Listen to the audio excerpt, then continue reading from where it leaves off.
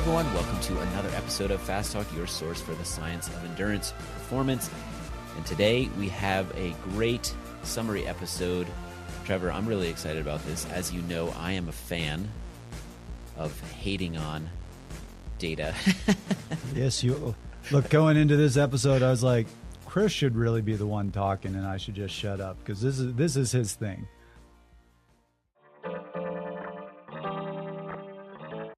Hey there, listeners. We're pleased to announce the newest pathway from Fast Talk Laboratories. Our new cycling base training pathway is now available, and it's perfectly timed to help you lay the foundation for an awesome 2022 season. In our new cycling base training pathway, Joe Friel, Dr. Steven Seiler, Trevor Connor, and Dr. Andy Pruitt show why good base training isn't just about riding endless miles. They share how to plan and structure your base season, how to monitor your efforts, and how to track your fitness gains so you start your next training phase with a strong aerobic engine. Complete our new cycling base training pathway, and you'll know the path forward in your own base training. Nearly half of this pathway is available at our free listener member level. Learn more at fasttalklabs.com/pathways. We play our characters a little bit on the show. I certainly don't. I'm not religious in any way about collecting data.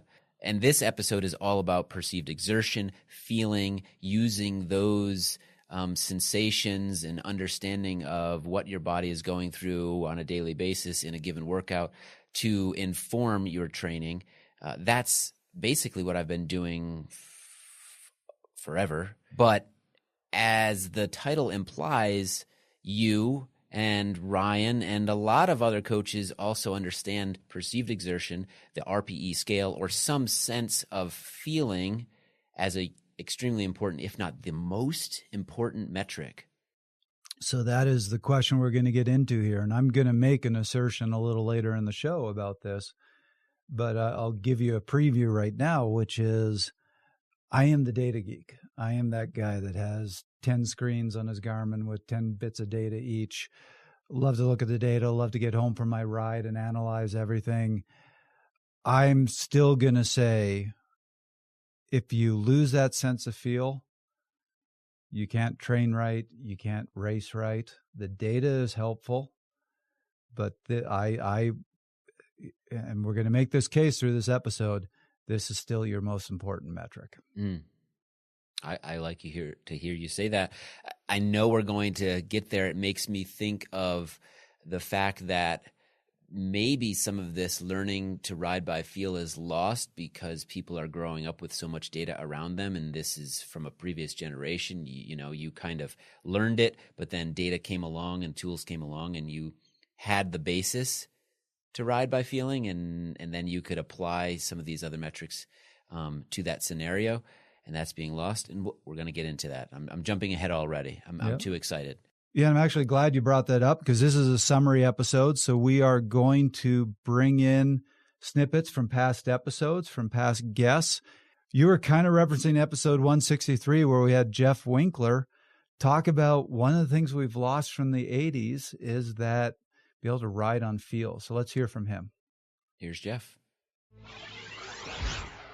I don't think you can honestly take the position that the advances that have occurred over the last 20 years would have no impact. You certainly could emulate, you could progress, you can overload without the technology and the tools that we have today. It would seem simplistic by comparison, though, and maybe as a form of an example, is that now you can rely on a power meter to be very specific in terms of pacing intervals, and that's linked to the underlying physiological systems and all the purpose that's in science that's behind it, that you couldn't possibly do it in the 80s because there was no power meter. I mean, you did have heart rate, so you could use that tool in certain circumstances. But what we did in reality was that we achieved a similar thing because of, we believed at the time in this, basically the power duration curve without the terms. because you knew, okay, well, there's a maximal effort for 1 minute and there's a maximal effort for 2 minutes, and they aren't the same from a power perspective, but from a subjective perspective, they are the same. They're maximal. And so in a way, you achieved something similar. You just couldn't do the nuance that you can do today, which is say, well, what if you want to do a sub-maximal effort? Then it was blunt, right? Your tools were your internal gauge, which of course is a whole nother discussion, is when you don't have the tools to give you the feedback, you were forced to develop your internal gauge, your RPE, your subjective perception of the effort. And I do believe people had a much better tuned, this is making a statement that's very broad and there are exceptions, but people had to tune in to the internal experience more than they have to now. Well, as we like to do, often, if not always, we want to set the stage here. RPE, the scale, the standardized scale, has been around for quite a long time. There's 2 different versions, at least. Trevor, do you want to give us a bit of an overview of what those standard measures are, the Borg scale? Right. So I'll give a quick bit of history, but I'm going to start by saying, if you're really interested in the science of rate of perceived exertion, this is an actual metric. We have a great video on our website that was done by Dr. Chung, and he goes into RPE, goes into SRPE, which is session RPE. So when you're just talking about RPE, you're saying how hard is it at that moment. Mm-hmm. Session RPE is a whole assessment of the whole session. And he gives some really good science of how well this correlates with training load, how well this correlates with heart rate, with power. Really interesting video. So I'd suggest checking that out if you really want to dive into that science. I'm just going to give a little bit. So really the godfather of RPE is Professor Gunnar Borg, and he did this in the early 60s. He came up with what is called the Borg scale. And no, for any of you Trek geeks out there, it's not what you're thinking. Don't know what you're referring to, but my question is, Chris, wouldn't it be cool if you had a scale named after yourself? That'd be pretty cool. Do you think he gave it the name, or do you think like his colleagues gave the name to the scale after maybe he passed? Well, I mean, I think it was used while he was around. I'm not sure if he named it or somebody else named it. So what would the Connor scale be? Like how badly dressed you are on the bike? How badly dressed or how dirty your bike is, yes. There we go. Connor scale of 10. There's more dirt than bike. Yes, exactly. So the original Borg scale actually went from 6 to 20. And here I'm going to ruin it for everybody. Whenever I'm in the lab and they're testing me and they pull out the Borg scale, I can't give them an honest answer anymore because I know the origins of this. But if you basically take a 20-something typical athlete, their resting heart rate's going to be around 60 beats per minute. Their max heart rate's going to be about 20. Mm-hmm. He really felt the scale should somewhat correlate with heart rate.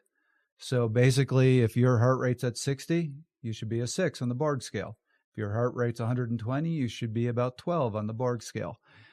Like I said, unfortunately now I can't use this because as soon as somebody asks me what am I at, I look at my heart rate. Oh, I'm at 140. I'm 14. Yeah. So try not to do that. Sorry to ruin it for all of you. But he did actually come up with multiple scales. And it's really important to note they sound very simple, but I actually just read a review last night that dived into the eccentricities of these scales. And to this point, Borg wrote a whole book on it. Of not only is it just a number scale, but you'll see they have wording beside the numbers. Mm-hmm. And there's huge debates over what is exactly the right wording. So this particular review took 3 of the words that Borg used. So it was fatigue, discomfort, and heavy. And did a whole assessment of whether those are the correct wording to use. So there's now probably 40, 50 variations on these RPE scales. And often they're using the same numbering. It's just what wording in particular do you use to describe what the top is, what the middle is, what the bottom part is to get the right response out of the athletes. And that's where I'm not going to dive too deep into this. Then you got to consider how the words are like in Swedish if you're doing Yes. like, do they have the equivalent words of that, and which is the appropriate word in the different languages? Right. Anyways, tangent. Sorry. So the only other one I'll bring up is there's also what's called the Borg CR10 scale, which is a 1 to 10.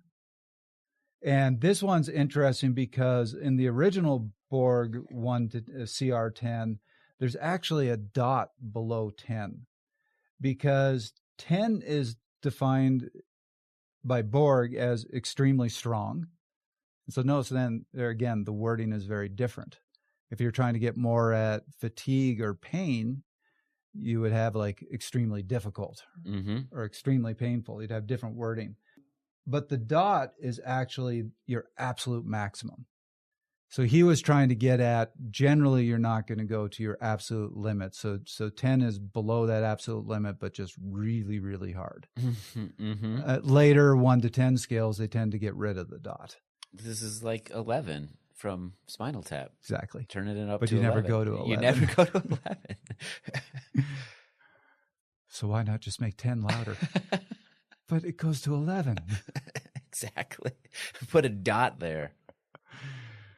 So, yes, there have been many, many variations on both the 6 to 20 and the 1 to 10 cents. And like I said, where you're getting the variation is the wording they use to describe what 10 means, what 8 means, what 5 means, what 1 means.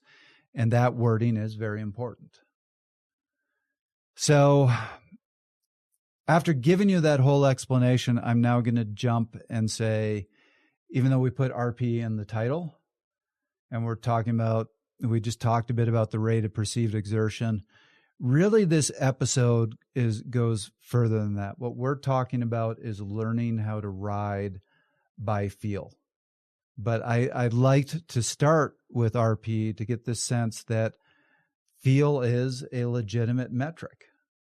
So in the lab, RPE is actually used as a metric. You will see scientific studies where they're going to show you trends in power, trends in heart rate, and show you trends in RPE. Yeah. They're all equal. I do feel like RPE is the terminology we would use in the laboratory context, laboratory setting.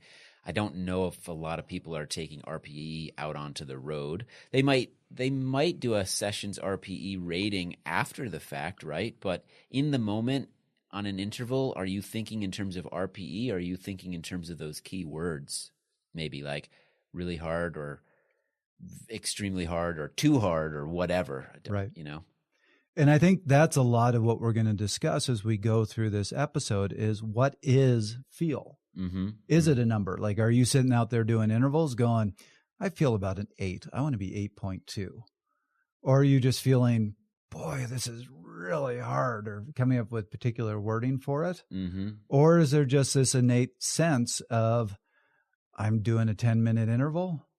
This is about how it should feel for me to be able to survive 10 minutes of this. Yeah. And that's part of what we're going to get into. And this is a good point, a jumping off point. We've got from episode 169, we've got Dirk Friel talking about how numbers can actually overwhelm his athletes. And he actually spends some time getting his athletes not to use numbers and learn that feel. All right, let's hear from Dirk. Yeah, self-interpretation is so critical. Like, are you on the positive side of this equation or the negative side? And if you're on the negative side, that just seeps in and tends to make it worse and worse.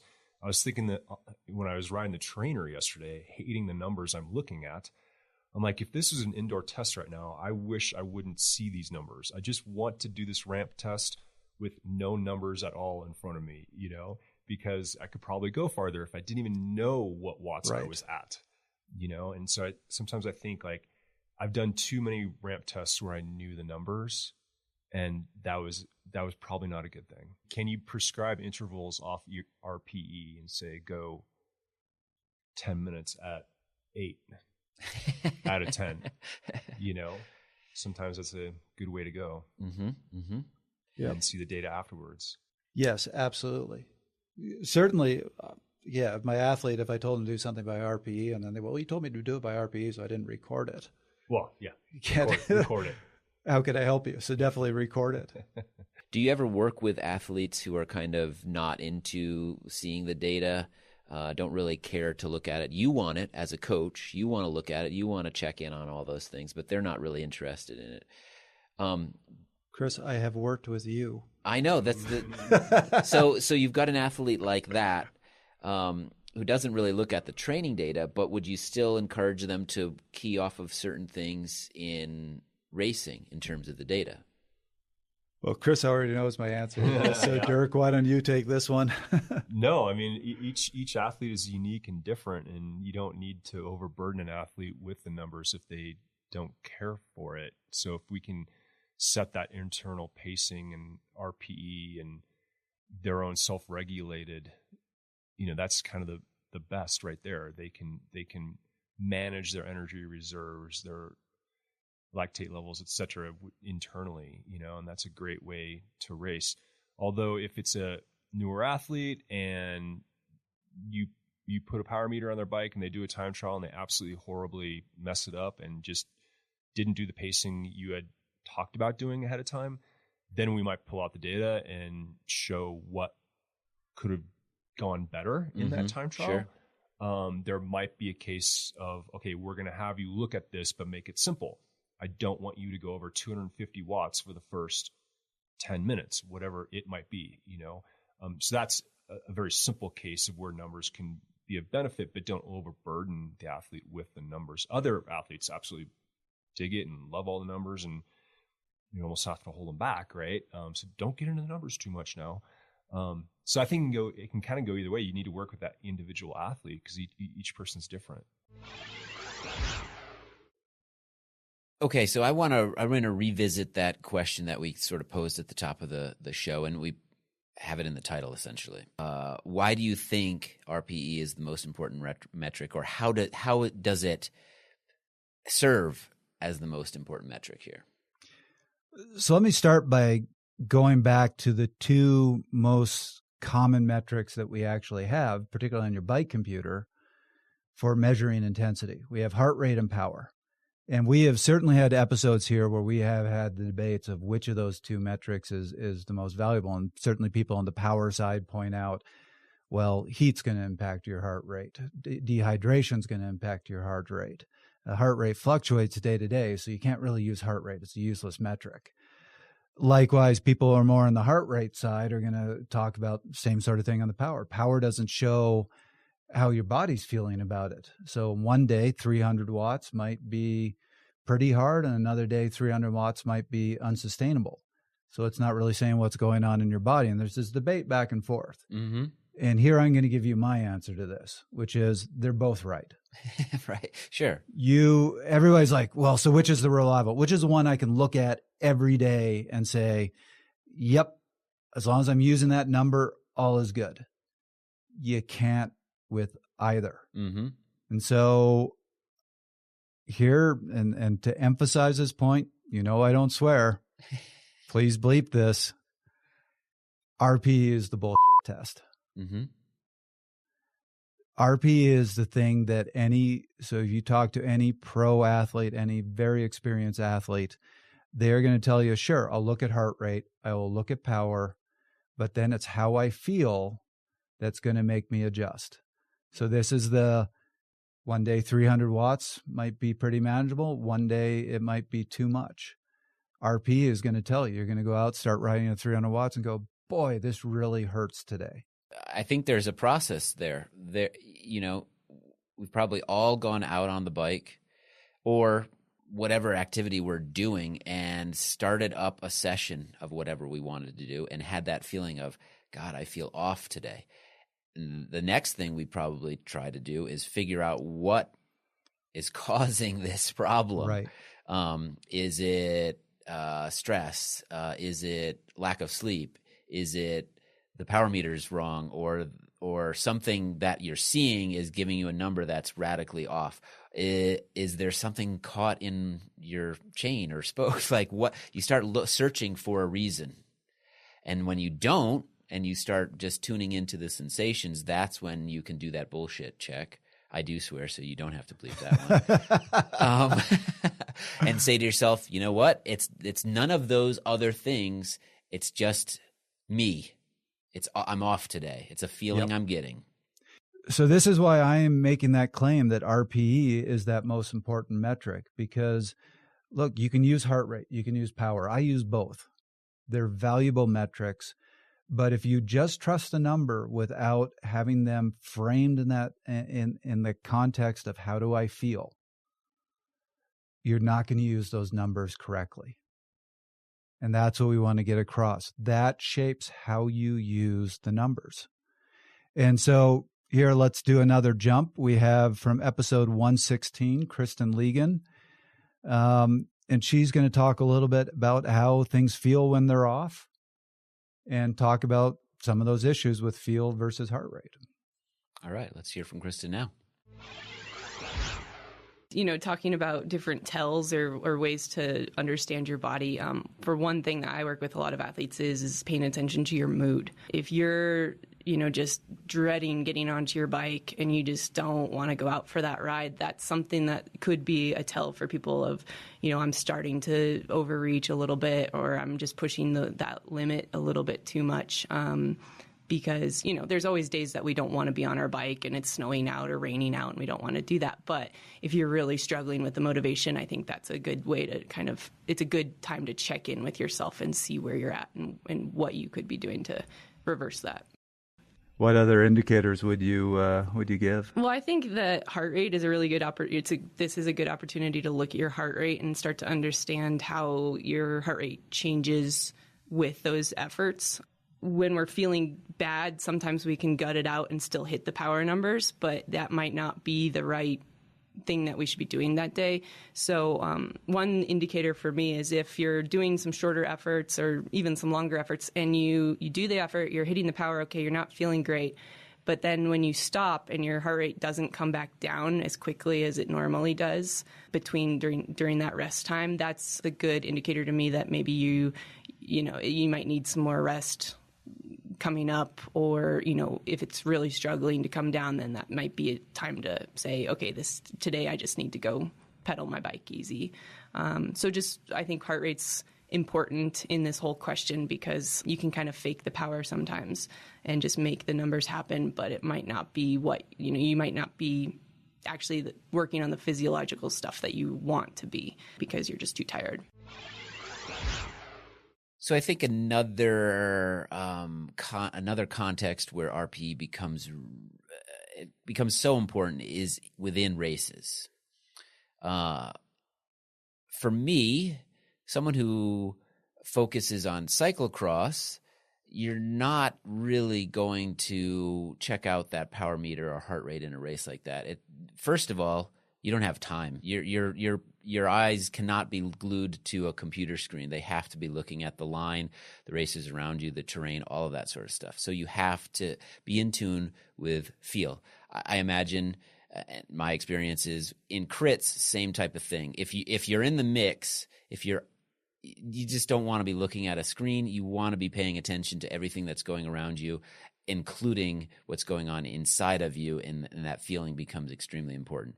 And then, of course, in a road racing sense, there might be times when, sure, you can look down at your screen, and on a climb, you might have the time to look down on at the screen, check in with your numbers. But there are definitely times in road races where you cannot rely on that data to inform what you should do next, how you should react to somebody's move, how long you're going to wait before you make your move, etc. Yep. Well, this is where I'll actually jump ahead to one of my assertions. Okay. Which is, I don't think you can race well unless you are racing on feel. Mm-hmm. For most of us, probably all of us, we can put out better power numbers racing than we can in training. And so what I see is athletes who try to race by power limit themselves, because you hit moments in the race where you have to ride above and beyond what you can do on any training ride if you are going to stay in that race and stay competitive. Mm-hmm. And if you're going on feel, you can do that. You just hit that moment and go, okay, I got to dig deep and I'm going to do it. And I've seen so many athletes that look down at their power meter at that moment and go, oh my God, I can't sustain that.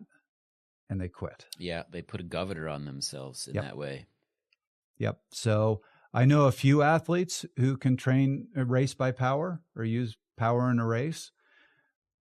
Probably 80-90% of the athletes I've worked with, better to just cover up that part of their computer screen and just race. Mm-hmm.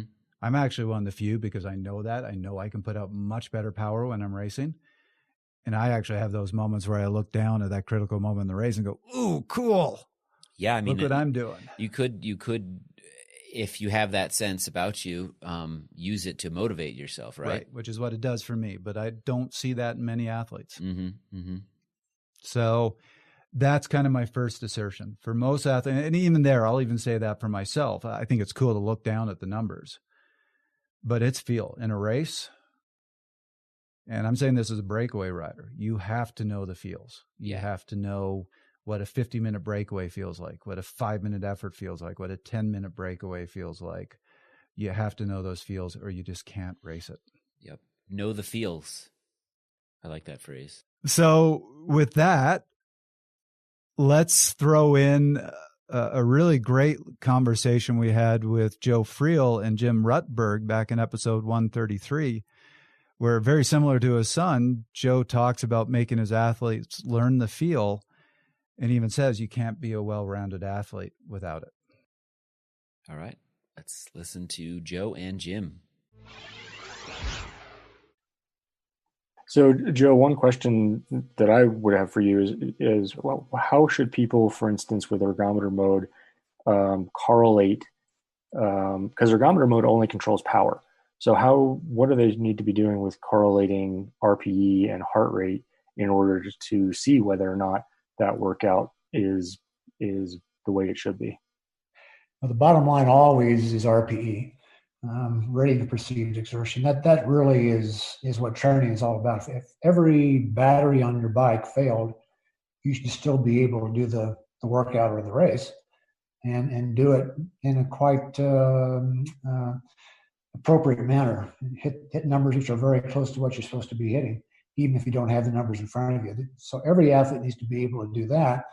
And all we're doing with the power data and so forth is giving us a way of specifying more precisely what that effort should be. So bottom line is the athlete has to know how to. For example, when I was coaching a lot of athletes, I would have them put a piece of tape over their handlebar device or even over their wristwatch so they couldn't see their heart rate, and still have them do the workout. And then later on, we'd look at to see how they were doing relative to what their impression was of how hard it was. In other words, RPE versus power versus heart rate. And so, that's the sort of thing we all must be good at. We're becoming very used right now to having all the numbers in front of us. But the bottom line is we've got to be able to produce those numbers without having them visibly in front of us all the time. So training is really much more complex than simply looking at numbers. It's got a lot of feeling that has to do with how am I doing relative to what am I supposed to be doing. And that's something that the athlete has to learn. If you only look at numbers, then I'm afraid you're really not becoming a well-rounded athlete. We need to be able to interpret the numbers and use them, but we also need to be able to do the workout without the numbers, so we can just do it based on how it feels. So I think it really goes both ways. There is no either or here. It's really both. The athlete needs to understand how to use the numbers and how to train based on RPE. Joe, before we get away from what you were just discussing, a question I really want to ask you as a follow-up. Going back to erg mode, where the trainer is setting the wattage, do you feel that helps athletes to learn the feel, or do you think that takes it away from them and always riding in erg mode, they're never going to learn the feel? No, I think it works both ways. The athlete needs to be able to know what's going on as far as production. What wattage are they producing? The bottom line is there's two things we're looking at in terms of performance and effort. One of them is power, and that's that's a performance measure. That's what we're looking at, is how am I performing? Whereas RPE, especially, and also even heart rate, are measures of effort. How much effort am I putting into this? Trevor, you have some other assertions here. What are those? So I've already given you my first, which is I do not think you can effectively race without learning the feel. But look, so to get to my second assertion, I'm going to bring up something that you're very aware of, which is we get a whole lot of questions from listeners about, trying to get into those eccentricities of the intervals, about how to find the right number to do the intervals at. And very frequently when we send our response, this is where you see the biggest disappointment in our answer, because they're looking for, yes, execute this interval at 95% of your FTP or 97% of your FTP, and that's going to be perfect. And I will never give that answer. I'll always give, here's guidelines with heart rate, here's guidelines with power, but ultimately it comes down to the feel. They want a pinpoint target.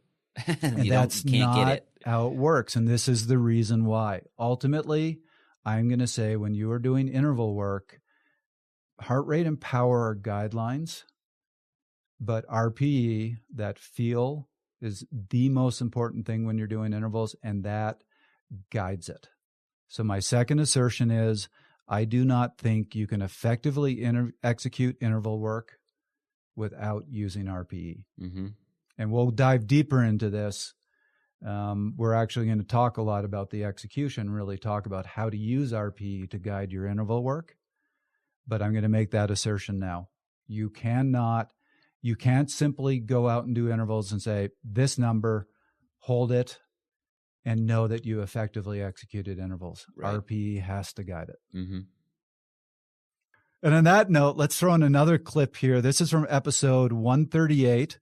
With Amos Brumble, where he has worked with a lot of high-level athletes. He makes the assertion that the best athletes don't need power to execute effective intervals. All right, let's hear from Amos now. I think the best athletes I've ever seen have always been very attuned to things like perceived exertion, and they do an incredibly accurate job of giving themselves just enough training load to improve, but not so much that they get exhausted.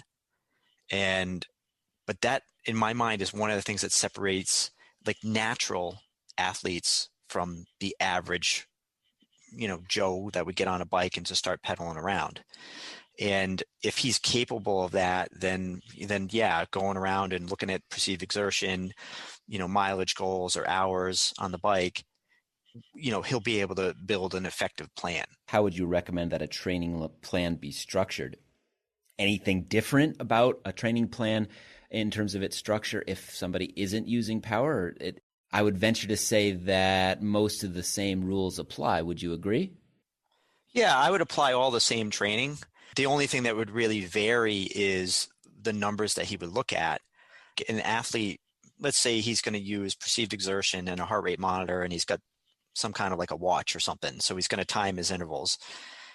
I mean, my experience is that if an athlete knows how to feel the power that they're putting out, they can do an interval. You can give them a range of heart rates, which, zone training, which is pretty popular years ago, and they can put out a required power. The only workouts that I see that are really power dependent are a lot of kind of the micro intervals that you see offered in, in structured plans now. And those are kind of harder to quantify with just perceived exertion, if that makes any sense. Okay, now I think we need to get to the crux of the matter here, which is how to learn RPE, or how to learn how to tap into those feelings. I feel like this is a really challenging thing. You can slap a power meter on your bike and it spits out a number at you. You can put on a heart rate strap and again, it spits out a number at you. There's not a lot of skill involved there. There's none, in fact. With riding by feeling, tapping into those feelings, understanding how to interpret those feelings, and then do something about that. That's a skill that can take a long time to learn and develop. And it's also a pretty challenging thing to explain to someone how to do if they're unfamiliar with this type of sensation and this type of practice. So let's get into that conversation. Yep. And look, I'm going to start by saying, yes, it's going to take time to learn this feel if you don't have this feel yet. And it's something very, very worthwhile to teach yourself. But we all have an inherent ability to do this. And we just had that episode, I think just a few episodes ago, where we were talking with Rob Pickles about some recent studies. And we had the one, this was the time spent near VO2 max during different cycling self-paced interval training protocols. This was not high-level athletes in this study. They were cyclists, and they did a variety of different types of intervals. So 4-minute and 8-minute intervals, and then one of the 4 minutes, they had 1-minute recoveries. The other 4 minutes, they had 2-minute recoveries. And then the 8 minutes, one format was 2-minute recoveries, and the other was 4-minute recoveries. So it was actually quite different interval sessions. And you saw that the average power, I should mention, they couldn't see power, they couldn't see heart rate. They had to do everything by feel. Mm-hmm. And you saw that the average power varied quite significantly between these different intervals. So, for example, the 4-minute intervals with the 2-minute recoveries, the average group power was 275 watts, versus the 8-minute intervals with 2-minute recoveries, the group average power was 234. So that's a big difference. That's about 40 watts. But interestingly, the RPE, session RPE, for all these different interval types was virtually the same. The lowest was the 4 by 1 minute intervals was 16.7. So they were using the Borg 6 to 20 scale. Mm-hmm. The highest was the 8 by 4 minutes at 17.2. So I'm not even sure that hit the point of being significant. Mm-hmm. So what you saw was when these athletes were doing these intervals by feel, they were able to find the power to hit about the same rate of perceived exertion for all these interval sessions, which was quite extraordinary. Right. And it's a fascinating thing to be able to find that pace that elicits the same type of sensation over different time periods when you don't have an anchor or a lot of experience to base it on. But that's really cool. So one of the simple things you can do is go look up the Borg scale, or go look up a rate of perceived exertion scale. Find one that seems to resonate with you. Like I said, most of them are either 6 to 20 or 1 to 10. I think I might have seen a 1 to 20 as well, but almost all the ones I've seen have been 1 to 10 or 6 to 20. Look at the wording beside it. Find one that's got the wording that seems to resonate with you, and learn that, because that was the one thing that actually these athletes had, is they were being asked throughout the session, point on the Borg scale where they're at. And so probably that was influencing their ability to find the intensity. So that's one simple thing you can do if you really don't know the feel, is just memorize one of these scales. And when you're out doing your interval work, say, I am targeting 16, 17, and whatever the particular wording is for that. Or put a piece of tape on your stem and write the scale out with a simple word next to it, if you can. That could also be a way to do it. Yep. So, I mean, that's a very simple way, if you really don't know the feel, to learn the feel. And as you can see with these athletes, that was actually extraordinarily effective. And in the study, they show the power and heart rate graphs of the intervals for these athletes. And as a coach, I looked at that and went, wow. It would actually, with a new athlete, it would take me several sessions to teach them how to execute intervals that well. I was actually really impressed. Mm-hmm. They saw no numbers, and that was great execution. Yeah. So we have that inherent sense, and we can all tap into that. Another way I think you can learn this is we've talked about FTP tests. We've talked about the 4DP test.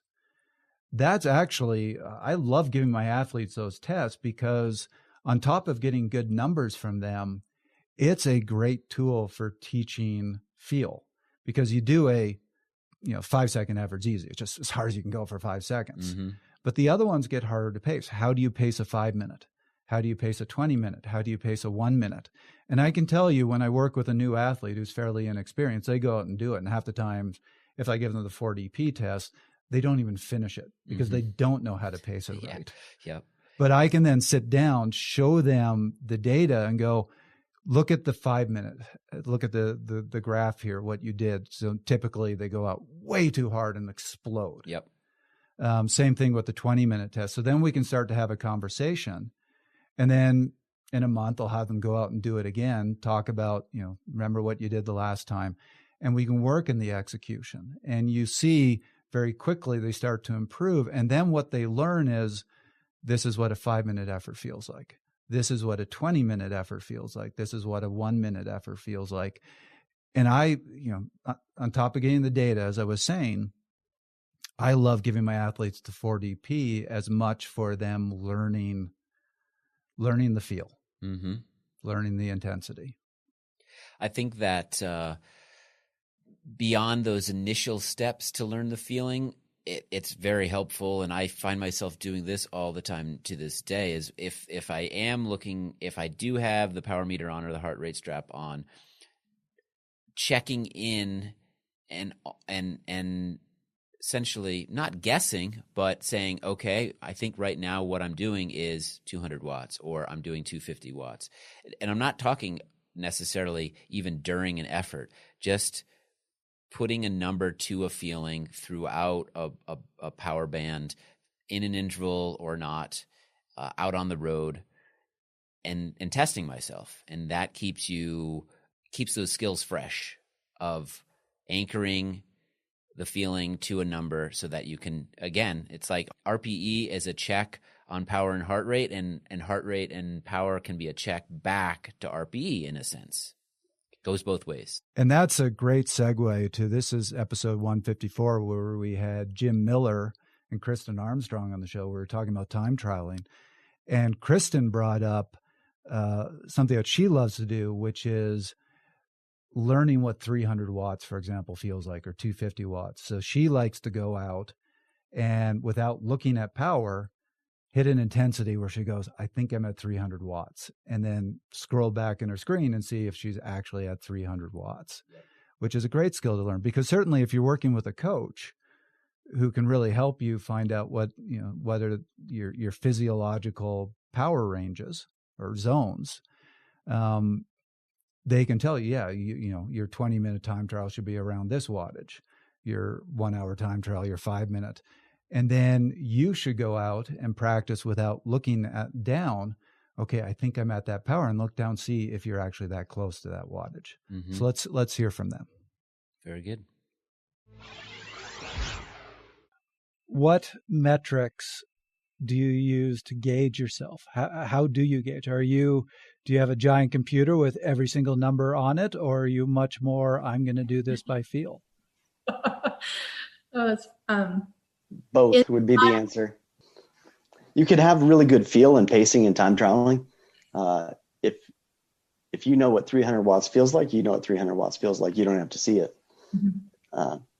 And if you're year one of racing bikes, you probably can't guess within proximity where you're at. But if you're in year 18 of racing bikes, you probably don't even need a power meter to pinpoint your exact power. So that's why I would say both. I agree. I would say that, as growing up as a runner, I remember when I was running, half miles and intervals or miles in a 10K race, you know what a mile at what pace, like 6-minute mile pace feels like, right? Just naturally through experience. And so I think that when you take it to the bike, it's the same thing. You feel that with power. Even today, I play these games because I have to play something with myself since, I'm not competing anymore. I'll go out and I play this game where I'm like, oh, I bet you I'm at 240 watts right now. And I look down, I'm like, yes, I still have it. Yep. Like, I honestly play the what watt am I at right now game to this day, because I can guess it within 5. Like, I really can. It's crazy. Yeah, the word I was looking for there is reverse engineer, sort of taking the data to teach feeling in a sense. And you know, Kristen, one of the best time trialists in the world, is doing it. I'm doing this to test myself throughout rides all the time. I'm sure you are too, Trevor. It's a common way of checking or reverse engineering, just informing what certain efforts feel like and putting a number to it, going back and forth and using both of those to inform one another. Yeah. I think there's a real value in reverse engineering this. So I think a lot of the ways people try to learn feel, and there's a value to this, is to try to target a number and then go out and sit at that number and see what that feels like.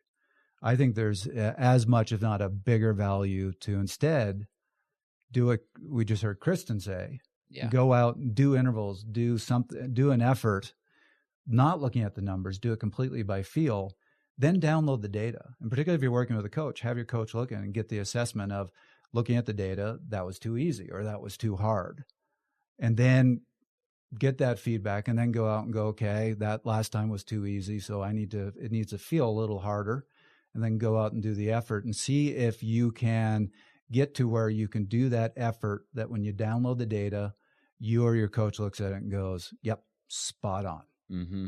And that's where the data can be really useful. I think one thing we haven't really spoken about yet, and again, this is where some of the challenge comes in, is what are we talking about when we say the word feeling? It makes me think of some of the work that I've done with Grant Holicky. We have some workshops on mindfulness and self-awareness. What I am considering when I think about the feelings of a given effort, I know this is going to sound weird, perhaps, but it's almost like looking at something with peripheral vision. You're opening up. You're taking in everything and nothing at the same time, if that makes sense. It probably doesn't. You're listening to your breathing, or you're understanding how hard you're breathing. You're quote unquote feeling what your muscles are doing in your legs and then the rest of your body, but you're not just paying attention to that. There's this this ability that you have to find of paying attention to the specifics, but also looking more broadly about all of it simultaneously. Does this make any sense at all, Trevor? It does, simply because this is where you get into it. This is difficult. Yeah. What is that feel? Right. Yeah. And you asked me earlier on before we started recording here, describe the feelings, and we both kind of went, well, I know it when I feel it, but it's really hard to sit here and go, it's this, this, and this. Yeah. Which is part of the reason there's now so many of these RPE scales, because that's exactly what the researchers are trying to get at. It's not the numbers, but what are the right words beside those numbers to give that sense of the feel. And I'll even take it a step further, and I don't know if this is in line with where you were going, Chris, but there isn't just one feel. Mm-hmm. It depends on what you're trying to do. Sure. And the feel for a 5-minute effort is very different from the feel for a 5-hour LSD ride. Yeah, definitely. And I actually think one of the mistakes I see a lot of athletes make is the only thing they know about feel is it always has to feel hard, which is why I think you see a lot of newer cyclists, when they get into cycling, don't like that long, slow ride because it isn't hard. Mm-hmm. And if they're out there noodling on their bike, their feeling is, well, this isn't the right RPE. This isn't the right feel. It isn't hard. So I've got to go harder. It's got to feel hard. Yeah, that's interesting. An acute amount of pain or discomfort is easier to put a number on than a sort of vague feeling of it's not discomfort. It, like you said, you're noodling around. There's something going on, but it's really vague, and it's much harder to put a number on that. Right. And that's actually, so here's another good segue. This goes way back, episode 54 with Dr. Seiler. He talks about the feel of those long rides, which is more just this overall sense of being depleted. So let's quickly hear from him. I used to always use the analogy that these kind of rides, these long, intensity, you feel empty when you're finished. And one of the ways I tell athletes to see, am I in the right zone, is, man, when you come off a ride like that, you should just feel like you can go straight to the dinner table and just start filling the tanks, because you haven't created a big sympathetic response, but you have really emptied the system. You've used a lot of energy, and you need to fill the tank. Whereas when you do, you guys know, when you do a really tough interval session, most people have a real hard time sitting at the dinner table right after one of those, or even half an hour after one of those, because of this sympathetic response. So that's one of the ways I always use, just a poor man's way of saying, all right, were you in the right zone? You should be able to go straight to the dinner table after this workout, if the goal was a low intensity session. All right. We know Dr. Seiler is a big fan of the long rides and that feeling of depletion that he describes there. Trevor, in terms of high intensity work, what are some of the other things people should be noting when they do this? So the best way I've found to describe the feel to my athletes is to tell them to think about the overall session. So if they're doing intervals, for example, let's say they're just doing 5 by 5 minute intervals, I will tell them, I want you to find an intensity, a level of effort and pain that you can sustain across all those intervals. So at any point, ask yourself, can I keep this up for this 5 minutes? More importantly, if I've still got 4 to go, can I keep this up across all 4? And that's where you have to check in with yourself and say, is this feasible or not? And then if you go, no, I could do this for 1, but there's no way I can do this for the remaining 4, you're going too hard. So bring it down. Mm-hmm. If, for example, somebody's doing a 20-minute time trial, they're in a race, they're doing a 5-minute time trial, I'm a little more stringent with it. My explanation is, at any point in that 20-minute time trial, let's say you're 5 minutes in, you got 15 minutes to go, ask yourself the question, can I sustain this for another 15 minutes? And if your answer is yes, you're going too easy. If your answer is absolutely not, you're going too hard. If your answer is, oh boy, I don't know, maybe, that's probably right. You're doing about right. Yeah. Yep. Yeah. So probably not exactly the words some of the listeners want to hear, because it's not that target. It's not that this is what it should feel like. But that's where the skill and the experience come in. This is not something you should expect to nail the first time you ever employ it. Yep. So here's a good place to segue to Ned Overend from episode 119, because here's a guy who was a world champion, still at 60, can beat up a lot of the Cat 1s out there, and he completely learned how to find that feel when he does his work. So here's him describing a little bit of how he finds that feel. I can plan to go on a hard day, and I know the segments right on Strava, so I'll pace myself for those certain segments to try and get a fast time on them. When I go out and do that, it's not set in stone, and it's really just kind of a feeling I have in my legs. I'll warm up, I'll start doing the segments, and my legs will feel heavy, and I won't be able to turn over the gear that I'm looking for, and I know the speeds and just the feeling my body has when it's rested. Then I'll skip doing intervals, do a recovery ride, and wait to do intervals on a day when I'm better recovered. Are there particular feels in your body that you say, okay, that's a danger sign, or that's a red flag? It's a fatigue that I'm feeling in my legs, and I'm not going to call it necessarily a burning, because it's almost because I don't get to the point where my legs are burning. It's where I'm attempting to put in an effort, and I feel that like my respiration increases, right? I'm breathing harder, and I can't actually get to that point where I can make my legs burn.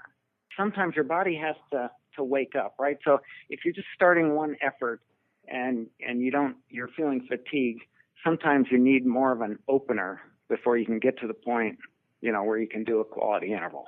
So when you're out, it sounds like, you don't use heart rate, you don't use power to give yourself cues as to how your effort compares to previous efforts or what you're trying to target. But you are using Strava, which is numbers. I'm curious if you use the live segments. It's after the fact. I haven't been using live segments. So that begs a question. When you're doing some sort of structured work, like you're doing, let's say, thresholds on some of the climbs, how do you pace yourself?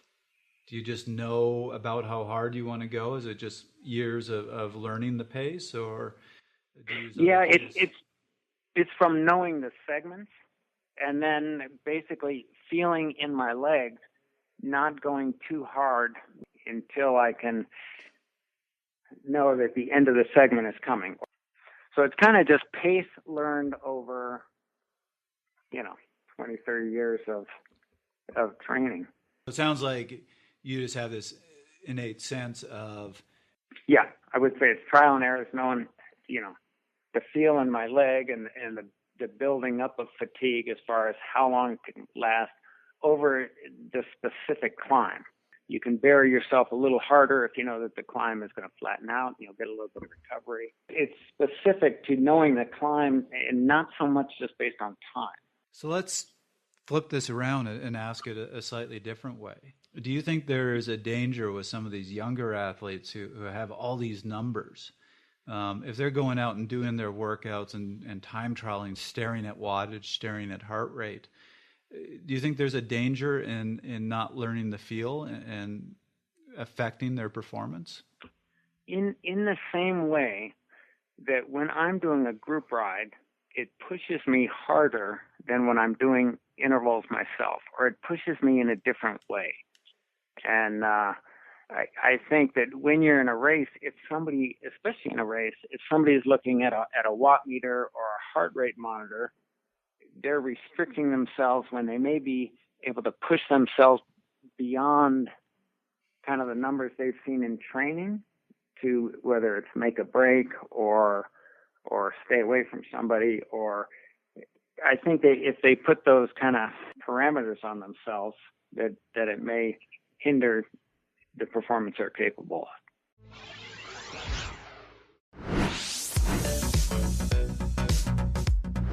Hey, I'm Ryan Kohler, head coach and physiologist at Fast Talk Laboratories. And I'm Trevor Connor, CEO of Fast Talk Labs. Between the two of us, Ryan and I have over 40 years of coaching and clinical experience. From juniors to masters, national level athletes to club riders. Our team at Fast Talk Laboratories is pleased to offer new solutions and services. Now you can get the same guidance and testing available to athletes at national performance centers. No matter where you live or train, our virtual performance center can be your support network to get faster, to get answers, and to get more enjoyment from your sport. Schedule a free consult. We'll discuss your background and recommend a path forward. Book a coaching help session. We'll help you push your thinking and find new opportunities. We can troubleshoot challenges and find solutions. Even if you're working with a coach, we can help support you and your coach by bringing a neutral, science-based perspective to your training. Schedule inside testing you can do from anywhere in the world. We can reveal incredible insights into your personal physiology and strengths as an athlete, plus next steps to improve your performance. Improve your nutrition with a consultation tailored to your needs. Or create a personal race day nutrition plan. We can even help you with workouts and skills. We offer in-person and virtual sessions to guide key workouts or improve technique. Fast Talk Laboratories is here for you, wherever you are. See how we can help at fasttalklabs.com/solutions.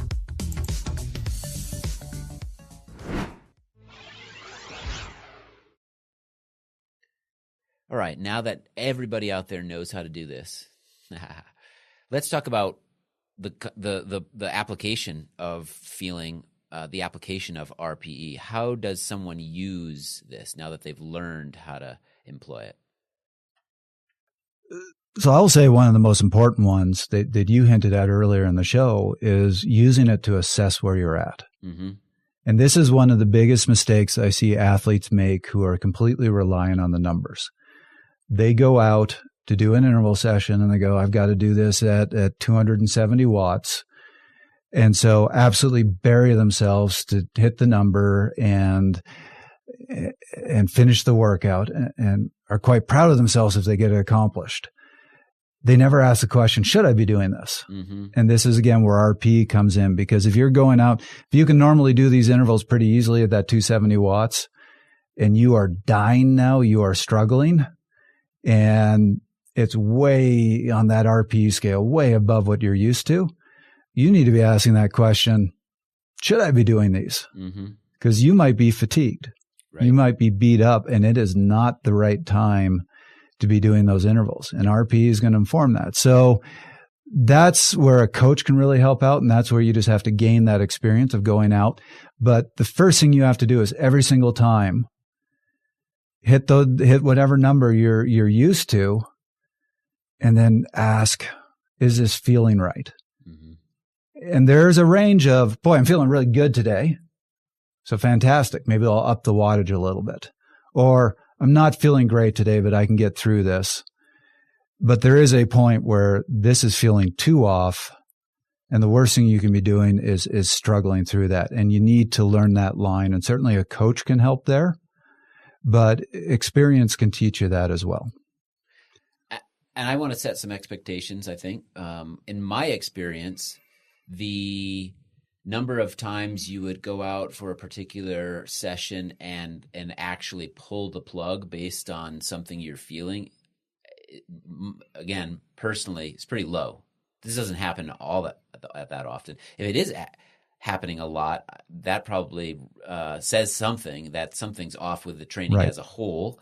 So I wouldn't expect this to happen too often, but that's why you employ it. That's why you make this assessment based on feeling every time, because one of these days it's going to crop up and you're going to need to say, you know what, today's not the day to push through this. Right. And you just brought up something that's also really important, which is look at the overall trend. You are going to have days where it's going to be a struggle to get through the workout. You're going to have days where you feel great.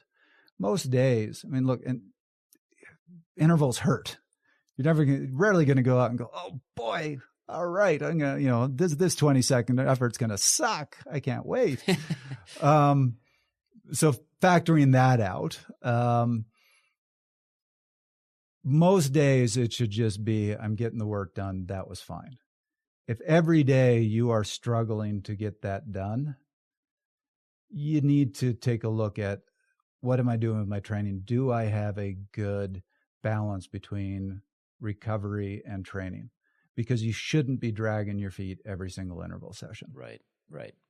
So now here's where also RPE can really help with or when we're talking about trying to figure out that, am I just feeling a little off or push through?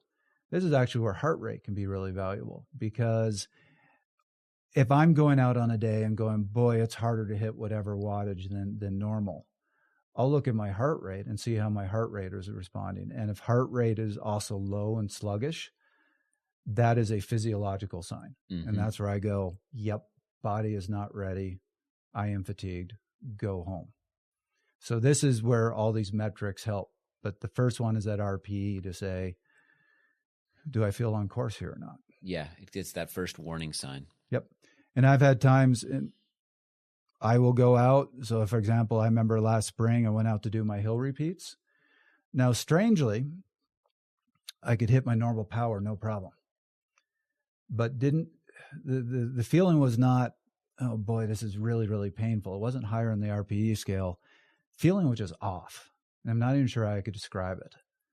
Now, I normally do my hill repeats right around 170 beats per minute. So I pushed through the first interval, but by the end of that interval, I hadn't even broken 160. And that's where I looked at it and said, something feels off, even though I can hit the numbers. Heart rate is 10 beats below where it should be. Something's off today. Turned around, went home. What was it? Do you know? Don't know. I just know that was the wrong day to do those intervals. Yep. I know that we've spoken in the past with Dr. Steven Seiler about how to use RPE to pace 4x8s, how to adjust up or down accordingly based on how you're feeling that day. Did we not, Trevor? Yeah, and thank you for bringing that up, because that also goes back to what we were talking about much earlier in the show, that when people ask us about the power to do intervals at, and I never give them a number. I always talk about that effort, that RPE, and people being dissatisfied. Well, this is exactly what Dr. Seiler brought up. So we asked him on a recent show, this was episode 185, to explain how to do, what's the right intensity for those 4x8 minute intervals that he's so famous for. And you'll hear in this clip, he did the same thing. He talked about using feel to guide the power numbers, not to just lock in at a power number. So yeah, I think that's a great example of everything we've been talking about here. So let's hear that. Very good. Here's Steven. Let's go ahead and put in a block or a cycle, a 4-week cycle, where every week for 4 weeks, we're going to do a 4x8 session, just one. And then what you do, you may have a second hard day that you do a race or you do a whatever, but we're going to have one session, and we're going to start that first week totally on feel. In week 1, that's what I would do. I would have them do is I would say, you're looking at your power, you're looking at your heart rate, but just try to find what feels uncomfortably comfortable or comfortably uncomfortable. You could decide which way you want it, but you get my point. It should feel like, all right, this is tough, but I'm in the zone. I can hold. And each bout feels tougher, but you're trying for even pacing. But just go on feel. And then you get some numbers. You say, okay, I held 350 watts. All right, so now you got a benchmark. And now you can start saying, all right, what was my heart rate? And then you can go in week 2, you're going to try to add 5 watts or maybe 10, but not more. Or you could say, I'm going to add an extra interval, an extra bout. So you could start at 3 times 8 in week 1, and then go to 4 times 8 in week 2 at the same power, and go to 5 times 8 in week 3 at the same power. And then week 4 is your unload. Or maybe you do 4 times 8 or 3 times 8 at a slightly higher power. You with me? So what I would try to get viewers or listeners to think about is thinking of it as a staircase approach, where a set of stairs has a rise and run. You know what I mean? It lifts up and then it goes forward. And so you want to use the run. You want to extend also when you're doing intervals. And so that's a tool in your toolbox is, plan a 4-week cycle, start with 3 times 8 minutes on feel. And then based on what you achieved in week 1, so let's say it was 350 or 300 watts or whatever, now say, all right, I'm going to do one more of those. So now the workout's 4 times 8. And then if that goes, and probably your heart rate drifted up even farther, you were even farther on the edge of what felt like you could do, but you did it. So now we're going to say week 3, I'm going for 5 of these bad boys, 5 times 8. So now I've extended. And then if I achieve that, now I'm up at 40 minutes of total work. Now I'm going to add 10 watts and go back down to 3 repeats for my next cycle, or I'm going to try to peak at the end of that 4 weeks with a 3 times 8 at a higher wattage than I've achieved before. I'd point out too that way back in 2019, that's not that long ago, but we did an entire episode entitled When to Push and When to Pull the Plug. It was with Kate Courtney, and it really got into this assessment that we've been talking about, how to use feeling and tools and all of the data, internal, external, to understand just what we're talking about. Do you push through the set of intervals? Do you pull the plug? Do you continue them but maybe shorten them or maybe drop the intensity a little bit? So let's hear from Kate now. the discussion of all these different ones is something important to note, that there's just a lot of indicators. And so for me, it's about using all these data points to really paint a picture of my recovery, and not just on one given day, but kind of in the aggregate. So if I have many days consistently where I'm under recovered, that's a different scenario than if I just have one day where I maybe am tired from the day before. So really kind of keeping a good handle on these data points and understanding over time how they're changing helps me at any given day. But I would say in terms of like going out for intervals, I usually can tell on my warm up how I'm feeling. And often for me, it will be really high heart rate if I'm not as recovered. So if I go out and do my warm up and my heart rate just skyrockets, it's a pretty good indication that it might not be a great day. And then it becomes a consideration of the quality of the training and the value. It's pretty rare that I turn around and go home, but it has happened this year. We had a really high intensity workout, and I remember like looking at the numbers and being like, man, I don't think I can do this, but Jim has basically never been wrong, so I'll give it a whirl. And I texted him and I was like, man, these numbers look really high. And he texted me back and said, like visualize today's like a World Cup. It's the day. And I'm like, okay. So I got to do this workout, and by interval 2, I'm just sobbing at the end of the interval. And that for me, it's a very funny thing, but anyone who's like really pushed that hard knows that feeling of like, you're not upset and you're not like, it's just your body's response. You just like start crying. And for me, whenever I start crying in an interval, I'm like, okay, this is not good. This is like, that's not normal. Like, normally I will feel better, or at least just be really tired and feel accomplished at the end. So called Jim. He tells me to go home because if I can't hit the numbers, it's not worth doing for a really high intensity ride. So I go home. I'm really bummed about it. And then I get a call later. And what had happened is I hit some numbers in a race, and my FTP on Training Peaks auto adjusted. And Jim was like, oh, I'm going to go. He's like, I'm going to go in and recheck that. And he was getting on a flight, and he like somehow didn't go in and recheck it. And so the numbers were like, 15% higher than they maybe should have been.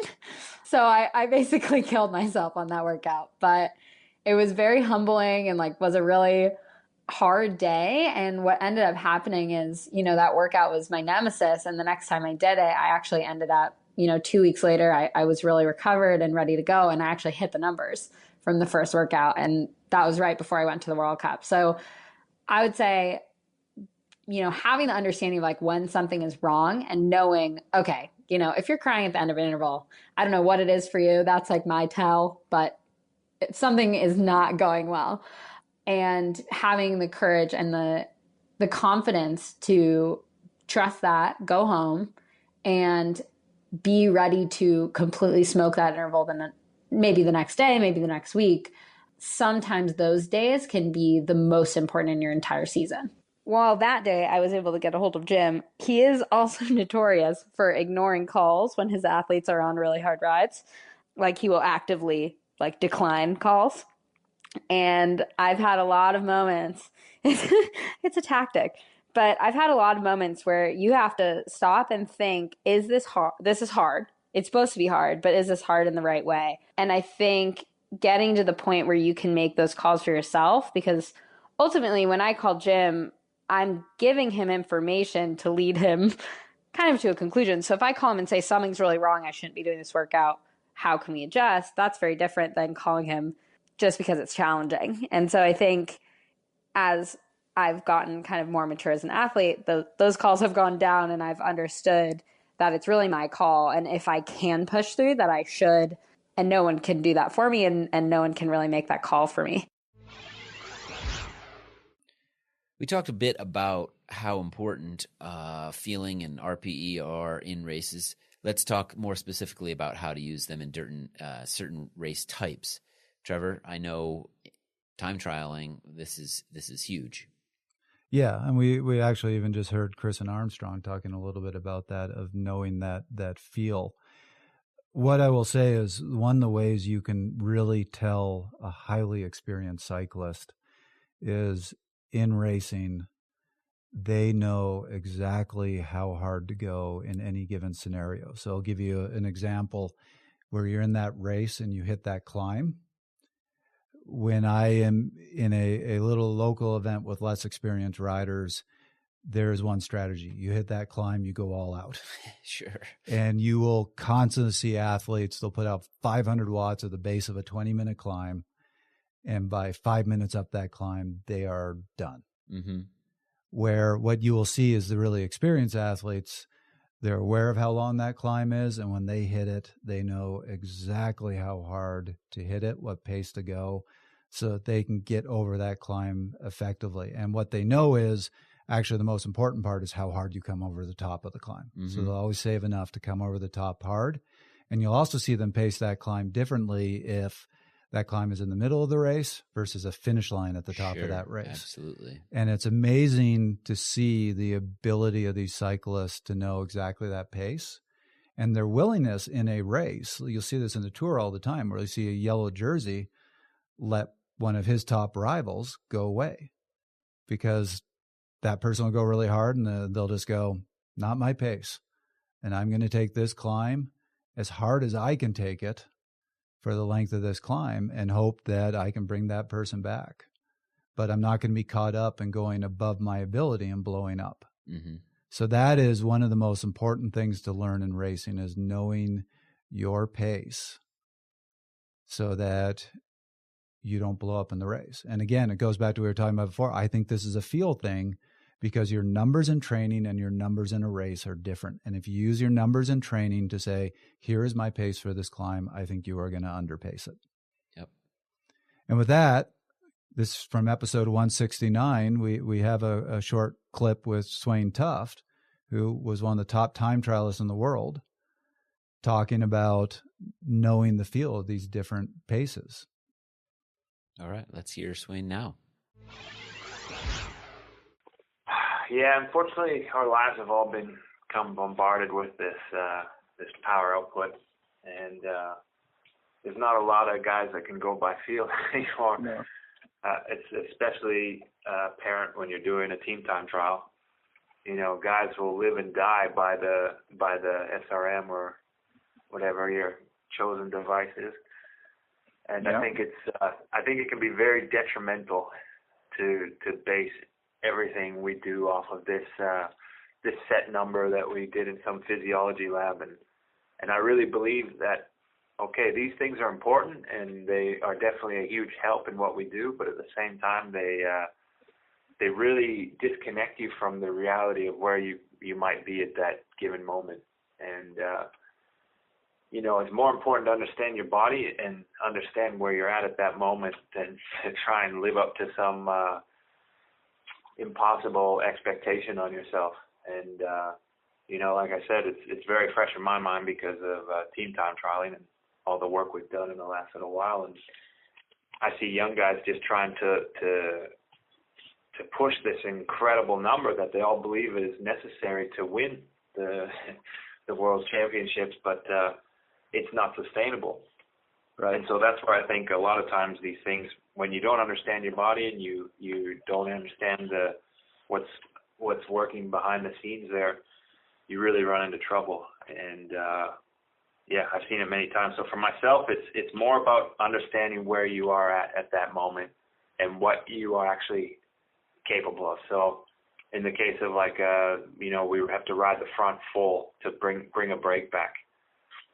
Okay, I'll have a look at the power here and there, but really I'm going by a feeling that I know I can sustain for, if it's necessary, I might have to chase for 20K. If I have to ride for 50K, it's a totally different feeling. And that's just lucky from years of experience. But I think more than anything, you need to find your own N=1 type of magical number instead of trying to push some imaginary perfect number. I see so many guys trying to, you know, in a time trial or whatever, trying to hold this power output, and it's never really the case. You know, it's never really how it's done. And a time trial is all about picking your battles and understanding the course and yourself. So yeah. numbers are great, but they don't win all the bike races. So we just heard from Swain, incredible time trialist. Whether you're in a TT or in a breakaway, sometimes you just have to, put your head down and go for it. How does someone use RPE or feeling to inform that type of an effort? You need to be acutely aware, and Swain mentioned this a little bit, of how much time or distance is left in the race. Sure. That's a very important right thing to be aware of. Yes. And this is where knowing what you can sustain for that sort of length is really, really critical. So you have to have those awareness, and you have to learn this. So these are good things to teach yourself. And then I go back to what I said before. To do this right, you have to be basically saying, I'm going to intensity. I'm not so sure I'm going to make it. It's not an absolute no. You're on the edge. But it's not an absolute yes. And you're on the edge. And that's exactly, in my opinion, the way to do a time trial. In a breakaway, I think the thing that gets people the most worried is what happens if the field catches me. Mm-hmm. And this isn't so much a feel thing. This is more a mindset thing. But when I get in a breakaway, I have 5-10 minutes of, let's see if this breakaway's got a shot. So I'm going to be assessing the riders with me and how strong they are. Or if I'm by myself, assessing myself, seeing what sort of gap we can put into the field. But then there is a certain point where you have to say, this is my move for the day. And I'm going to stop thinking about getting caught, because if I get caught, my race is done. Yeah. And then think about it like that time trial and put that head down. Mm-hmm. And be doing those assessments of what does it take to get to the end, and being right on that edge, being right on that limit. And that's the feel. Yep. And I can tell you can make you a great breakaway rider, just knowing that. Because I can't tell you how many breakaways I have been in where there are guys there that don't know the feel. And when I was living up in British Columbia, we jokingly referred to them as booster rockets. Because if you're in an hour breakaway, they're going to be giving it their all for 30 minutes and then blow up. Right. So when you get one of those booster rockets, you let them do their thing. Use them. Sit on their wheel and rest, because they're going to be putting out 400 watts for 30 minutes and then explode. And great. They just helped you out. They didn't know it. Mm-hmm. And a lot of guys get in breakaways, don't know that feel, don't know that right intensity, and do that. If you can be that person in the breakaway who's always self-assessing how you feel and whether you can get to the end at that intensity, you actually have an edge over a lot of the other riders. Interesting. One other thing that I know we want to work in here, it's a little abstract, I think. It comes from Kristen Armstrong. It's about this sense of knowing, of the feeling of speed. Right. Tell us more about that aspect of using RPE here. Yeah, so this is probably actually where we're getting a little outside of RPE, because RPE is really a measure of intensity. Sure. But this is really getting at, there are other feels that you need to learn. And one of them is speed. If all you're ever doing is riding at 20 miles an hour, even if you're putting out decent wattage, and then you get into a time trial where you need to be going 30 miles an hour, you're not going to know the feel of that. And believe it or not, there is a different feel.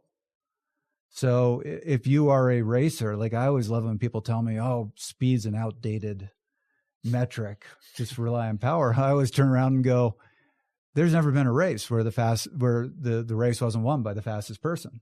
Mm-hmm. You need to learn speed. And there is a feel when you are going 30, 35 miles an hour, it feels different than going 20 miles an hour, even if you're putting out the same power. So yeah, thanks for bringing that up. And let's hear from Kristen. That's episode 154. Yeah, time trialing is all about speed. And if you don't know what speed feels like, it's not going to the front and chasing the next group down. That's like setting pace on the front and bridging. That's not time trialing.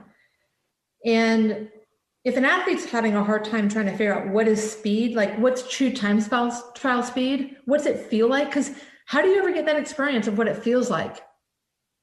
And, you know, people will say, oh, in the road race, I had to get in the front. I had a time trial. Like I had a time trial. So I had to dig so deep to like bridge that gap. I'm like, you weren't time trialing. So you put them behind a motor and you show them what time trialing is. You bring them up 50K an hour, right? You show them over 50K an hour what that feels like. Because that's speed. And until you understand and feel speed, you don't even understand what getting up to speed is. Another use for RPE, I think that's quite beneficial is so say you have a power meter on your bike, but you do plenty of other things off the bike. You run, maybe you hike, all these other things that you're doing in daily life have an impact. They have a load on the body, and RPE can be used to give a greater picture of what's going on in terms of training load. But it also can translate, I guess, a little bit better between, or not better, but it can translate between sports where in one you have a power meter and in another you don't. So there's a common denominator, I guess you could say. Yeah, to take that a step further, even if you use heart rate, which you can use in all these different sports, it doesn't necessarily translate. Yeah. So heart rate running tends to be significantly higher than heart rate cycling. Plus, if you spend most of your time training at one sport, let's say you're a runner who periodically gets on the bike, you're not as efficient on the bike. So again, heart rate's going to be different. So you can't use any of these metrics to translate from one sport to the other. The only thing that's going to tell you is RPE. So if you are a cyclist and been cycling for years and you've gotten that good sense of feel, you can go out for a run and go, okay, I know what threshold feels like on the bike. I know what long, slow distance feels like on the bike. And seek that same sort of feel, seek that same level of RPE. And then at that point, look at, what's different about my heart rate here? Mm-hmm. Interesting. Very good. To close out this really great discussion today on RPE and on feelings, I think it's worth closing with a bit of a reminder, if you will, that for those who do rely quite a bit on numbers don't necessarily lead to successful interval sessions. They don't guarantee success. There's something more to an interval session than just hitting a number. Yep. Yeah, I think this is Julie Young and Steve Neal from episode 91. And these are both very experienced coaches bringing up the fact that exactly what you said, hitting numbers doesn't mean that you did a successful workout. But I love closing out with this one because Julie brings up another, I'm not sure you could even call it a metric, but another feel in intervals, which is a really important one, which is getting that feel of success. All right. Let's hear from Julie and Steve. So I think when people just focus on the numbers and they think that in training, just by hitting numbers, they're guaranteed a successful outcome in a race, I think that really marginalizes what it takes to put together a successful performance. And I think, for me, it is really training provides all those aspects of conditioning that lead to a successful performance. So it has to be more than just chasing numbers on the device. Yeah, so Julie and I, during our conversations, we came up with a list of some of the areas that both of us as coaches feel are absolutely critical to training, critical to performance that just don't show up in the numbers. So I'm just going to do the quick list and then we can take a deeper dive into each of these. But first one is, I really like Julie's terminology for this, building mental and physical competence. The next one that's a big one for me is knowing and focusing on the big picture.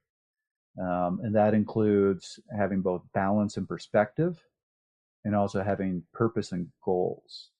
So Julie, let's throw it back to you and tell us a little bit about what you mean by mental and physical competence. So for me, and again, I go back to podcasts you guys have done, and you talk about executing the workouts, and I think you guys did a great job explaining that sound training is not this ever-changing like circus of workouts where you're simply just trying to entertain the athlete, but it's a core group of workouts that the athlete does better and better and better. And to me, execution is not about chasing a number on my power meter. It's about using that as a reference and definitely getting into that zone, but mentally, like using that training session to put yourself in an upcoming race, like an important piece of an upcoming race, like visualizing yourself while you're doing this intense workout and mentally visualizing yourself in that part of that race. And I think thinking about ways that, you mentally, you take your mind beyond the discomfort of the physical sensations, and whether it's focusing on a fluid pedal stroke, your breathing, your posture, whatever it is, but essentially these are things that you're going to lean on in the race. I know for myself, like being in races, I'll fall back on, a training session and just say to myself, hey, this is no big deal. This is just a hill interval. So for me, like the execution is really about, again, mentally using that interval to put yourself in an upcoming race versus just, again, chasing that power number or mentally ticking off the time. And I think we lose out on a lot of the benefits of training when we approach it that way. And I feel like when you can attach this mental like visualization, you're going to glean so much more effectiveness out of your training sessions. Well, we both know what we do at the end of an episode, which is take-homes, 60-second take-homes. I'll start if you don't mind. I like this because you always finish. Yeah. So I'm going to go right back to the title of the episode where we posed the question, is RPE, is perception of effort the most important metric? And I'm going to say, yes, it is. For especially for me, but I think for a lot of people out there, they may ignore this. They're satisfied with numbers and data that come to them from devices that they attach to their body or to their bike or to their running shoes or whatever they might be doing. And I'm not discounting any of the value of those things, but for me and for everybody out there, you will gain a lot by knowing feeling, anchoring those feelings so you can translate them across sports, anchor in a feeling on a scale, whether it's the Borg scale or a scale of your own creation, to know when to pull the plug, to know when to push through, to inform training in the long term and the short term, right down to a particular session that you might be doing on any given day. So I think it's an extremely valuable metric. You could, in fact, throw out all the other metrics if you so choose to do, like Ned Overin basically did his entire career, and be an extremely successful athlete using just perceived effort to inform your training. Trevor, what do you got? Good summary. And so I'll continue with that, which is, this is not an episode to bash on numbers. Yeah, sometimes these episodes are seen as bashing sessions. That's not the case at all. I love my power. I love my heart rate. I love looking at those numbers. You're a nerd. I am, very much so. And you hang out with nerds all day That's long. True. That's true. But there was a theme in all these clips. As I was looking for clips for this episode, the same message kept coming up again and again and again and again, which is the top athletes need or have this ability to use feel. And so I'm going to continue with what Chris said, which is numbers are great, but feel needs to inform the numbers. And likewise, numbers can inform the feel. But if you use those numbers in isolation from the feel, I do not, and I will go as far to say this is almost a statement of fact in my opinion. You can't use those numbers effectively. Feel has to be part of the equation. So my 1 minute is, if you take the time to learn feel, to listen to everything you just heard from these experts in the show and go and practice the feel, learn the feel, learn what 20 minutes feels like, what 5 minute feels like, learn what your intervals should feel like, learn what 300 or 250 watts should feel like. If you take the time to do that, that is going to make you a better athlete in your training. And if you are a racer, it is going to make you a far better racer. So take that time, learn the feel. All the feels. Yes. That was another episode of Fast Talk. Subscribe to Fast Talk wherever you prefer to find your favorite podcasts, and be sure to leave us a rating and a review. The thoughts and opinions expressed on Fast Talk are those of the individual. As always, we love your feedback. Join the conversation at forums.fasttalklabs.com to discuss each and every episode. Become a member of Fast Talk Laboratories at fasttalklabs.com/join, and become a part of our education and coaching community. Okay, Chris, take a breath. Take a deep breath.